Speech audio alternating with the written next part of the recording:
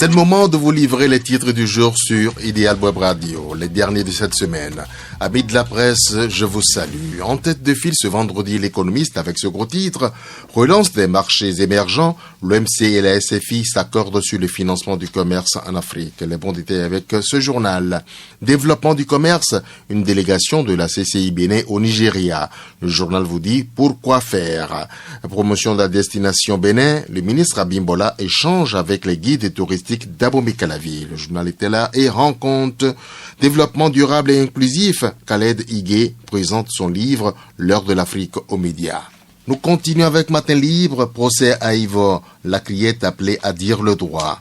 À la veille de l'ouverture du procès, Matin Libre a rencontré Maître Fatiou Ousmane, avocat au barreau de Paris et fidèle soutien de l'universitaire. Il espère que les juges de la criette se libèrent de la pression exercée sur eux et disent le droit, rien que le droit. Les juges de la criette ont une lourde responsabilité sur leurs épaules et devront démontrer leur capacité à sortir des pressions politiques pour dire le droit. La criette joue sa crédibilité et peut reprendre sa place dans le cœur des citoyens. Pour cela, si elle dit le droit, Frédéric Joël Aïvo doit être déclaré innocent et rendu à ses enfants et à sa femme qui l'attendent depuis 8 mois, conclut l'avocat dans les colonnes de Matin Libre. Toujours avec ce confrère, nous sommes toujours dans le domaine de la justice. Conditions carcérales de Rekia Madougou. Un député français alerte le ministre Jean-Yves Le Drian. L'incarcération depuis 8 mois et les conditions de détention jugées humiliantes et indignes de l'ancienne ministre de la Justice du Bénin et candidate recalée de l'opposition à la présidentielle 2021, Rekia Madougou, préoccupe le député du Rhône, Hubert Julien Laferrière.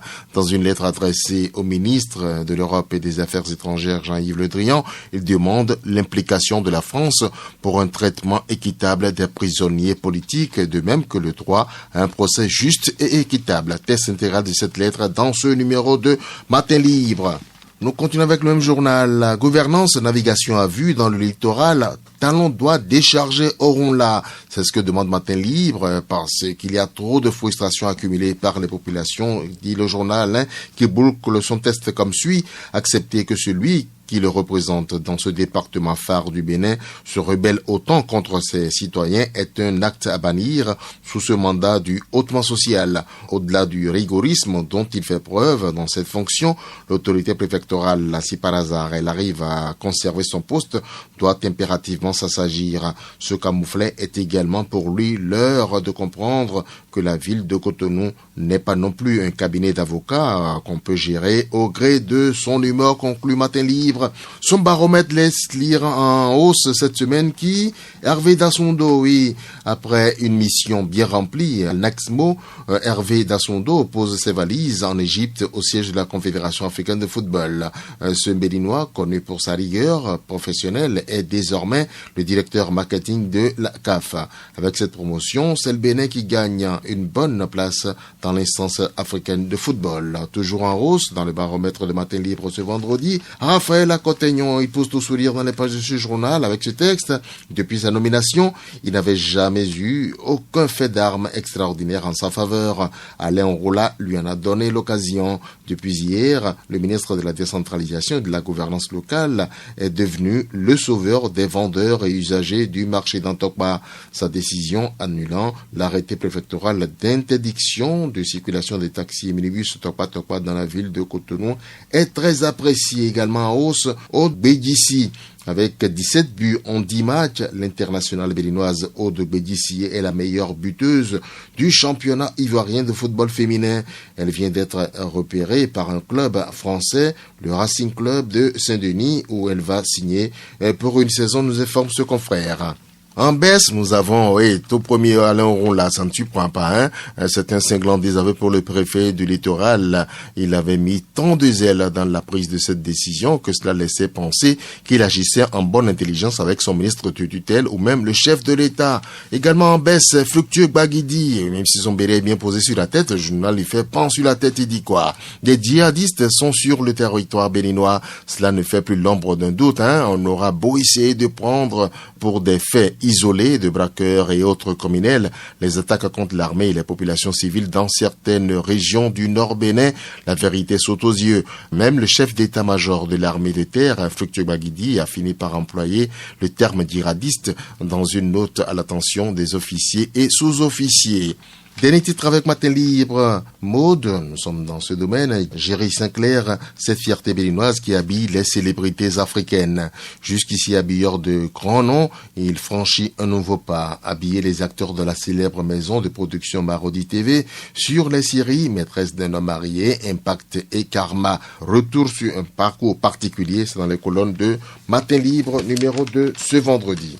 Avec l'Audace Info, j'ai ceci, sommé par Accompagnon de rapporter son dernier acte pour excès des ailes, Alain Rolla recadré. Après l'avoir poussé à la bêtise, la tutelle veut-elle sacrifier le préfet du littoral comme un mouton de Tabaski, demande de journal. Pour commercialisation de faux médicaments, poursuivi 3 sœurs déposées en prison sous les yeux de ce journal qui restitue. Et puis attaque terroriste, au Bénin, les djihadistes sèment la terreur faisant 2 morts à Porga. Actu Express, attaque terroriste au nord du Bénin, la cohésion nationale pour bouter l'hydre hors du pays. Difficultés existentielles pour la grande majorité des populations, les Béninois toujours dans l'expectative, retrouve le journal Actu Express qui vous explique comment dans son numéro du jour. Et puis, à propos de l'arrêté préfectoral de Ronla, entre la politique et la sécurité des populations, ne jetons pas le bébé avec l'eau du bain. Et si les faits dans les semaines à venir donnaient raison à l'autorité préfectorale, c'est ce que donne à lire depuis sa une Actu Express. Du coin, attaque terroriste en Afrique de l'Ouest, le Bénin, désormais sous la menace djihadiste, interroge le journal depuis sa une. Reprise de la circulation des véhicules de transport à Cotonou, au-delà de l'annulation, Accompagnon discrédite Ronla. Le journal n'est pas content du ministre qu'il dit depuis sa une.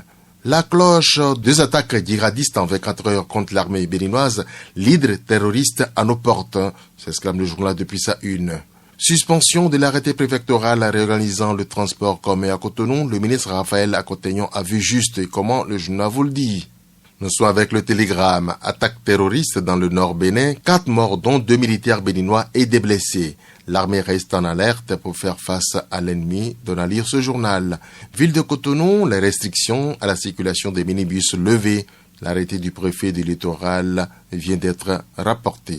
Diplomatie vers un accord de coopération militaire Bénin-Russie. Le journal vous donne des détails à propos. Éducation, grève des aspirants la semaine prochaine. Le journal donne à lire leur motion dans le présent numéro. Cybercriminalité à Semekbodi, 14 présumés cybercriminels arrêtés dans une maison. Le journal était là et restitue. Notre époque, attaque des forces de défense et de sécurité à Banikwara et Porga, les clarifications de l'armée béninoise. Annulation d'un arrêté par le ministre Raphaël Accompagnon, un désaveu pour le préfet Oronla. FIMA 2021, le Luandoche aux côtés de Alfadi au Niger. Nous sommes avec le meilleur. Annulation de l'arrêté recadrant la circulation des Tokpa à Cotonou, Accompagnon dégonfle Ronla et restaure la popularité de Talon. Attaque meurtrière à Banikwara et à Matéré dans la nuit du 1er au 2 décembre dernier, le contre-amiral Patrick Jean-Baptiste Aho et ses hommes rassurent depuis la une de ce journal. Sécurité des biens des personnes, le ministre de l'Intérieur échange avec les principaux acteurs dans les départements. Nous continuons avec le matinal. Accrochage entre forces de sécurité et de défense et assaillants à Banikwara et Porga, l'armée clarifiée rassure. Les assaillants repoussés, la situation sous contrôle vous rassure le journal. Foire internationale de Paraco 2021, un point d'honneur mis sur la sécurité. Émergence info. Arrêté portant réorganisation du transport urbain d'à Cotonou, le ministre Accompagnon contraint Oronla à retirer son arrêté. Augmentation prochaine du salaire des maires et des élus locaux, le gouvernement annonce les couleurs. Réalisation de la LEI, l'ANIP techniquement outillée se renforce pour la cause, nous informe Émergence Info. Le grand matin avec ce grand titre, bonne gouvernance et développement à la base, des salaires décents pour maires et autres élus communaux. Wilfried Hungbedi dévoile les bonnes intentions de Talon dans les colonnes de ce journal. Lutte contre l'insécurité au Bénin, des assaillants mis en déroute à Banikwara et à Porga, c'était sous les yeux de ce journal. L'affiche du jour, réorganisation du transport commun à Cotonou, Raphaël Accompagnon remet Alain Oronla à sa place. Attaque terroriste contre l'armée au Bénin, l'état-major général des FAB clarifie et rassure les populations. Nous sommes avec le Béninois libéré, attaque djihadiste à Porga, l'armée béninoise rassure. Suspension de l'arrêté portant réorganisation du transport urbain à Cotonou, à Cotignon-Digonfo-Ronla. Ça pue du talent, Patrice, à 12 km à la ronde, selon le journal de Aboubakar Takou. Libération de 50 détenus politiques, la requête de Yahi acceptée. La preuve que la main tendue de talent est sincère, donne à lire ce journal. Le Monde 7. Élu commissaire du scoutisme béninois, Evelyne Ouessavi prend fonction ce jour. Mécontentement contre la gestion du maire Rufino de Boycon, les conseillers UP dénoncent une fantaisie dans l'attribution des indemnités aux chefs quartiers. Suite des projets inscrits au budget 2022 du ministère des Infrastructures et des Transports, 24 routes à aménager et construire en terre. Suspension de l'arrêté portant réorganisation du transport urbain à Cotonou, le ministre à Cotignon sauve les usagers. Le potentiel place en manchette, bradage de réserve administrative à Djimé Sud, identité des bénéficiaires du Break of China à Bomé. C'est dans le présent numéro, double attaque terroriste en 24 heures au nord Bénin, 2 assaillants et 2 militaires béninois tués. Nous continuons avec Nord-Sud quotidien, attaque terroriste dans le nord, l'armée vent debout contre les djihadistes. Contre la prostitution, le port de casque, minibus, rien ne réussit à Oronla. Aïe, c'est ce que donne à lire Nord-Sud quotidien avec le préfet là, tête basse, depuis sa une. Et puis, diplomatie, Poutine reçoit Okunlola. Éducation, les aspirants en grève dès le 6 décembre. Et pourquoi le journal vous le dit dans ses colonnes. La nation donne à lire, attaque djihadiste aux frontières béninoises, les forces de défense en alerte, l'état-major rassure. Lettre de créance, 5 ambassadeurs présentent leur copie figurée à Agbenonsi. Le progrès, attaque terroriste dans le nord, l'armée béninoise rassure. Elle présente ses condoléances aux familles des 2 militaires abattus. Gestion du département de littoral, plus d'arrêtés préfectorales jusqu'à nouvel ordre. C'était la une de ce journal avec bien en vue là, le préfet Oronla.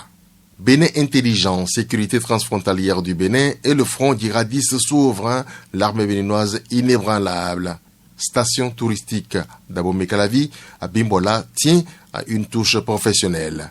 Réorganisation de la circulation à Cotonou, les plaintes des usagers entendues. Enseignement secondaire, divorce entre aspirants et gouvernement, le journal interroge, depuis sa une la réponse certainement dans ses pages. Et nous bouclons avec Vif d'Afrique, attaque terroriste répétée annoncée à la frontière avec le Burkina Faso, des bips à prendre au sérieux, le journal interroge, la sécurité est la grosse priorité en décembre. Et puis, lutte contre le changement hors parc à Boycon, une réforme grippée par le désordre. Et comment le journal vous l'explique dans son numéro de ce vendredi. C'est fini pour le numéro du jour, le dernier de la semaine. Merci pour l'attention. Nous vous souhaitons une excellente journée et un joyeux week-end.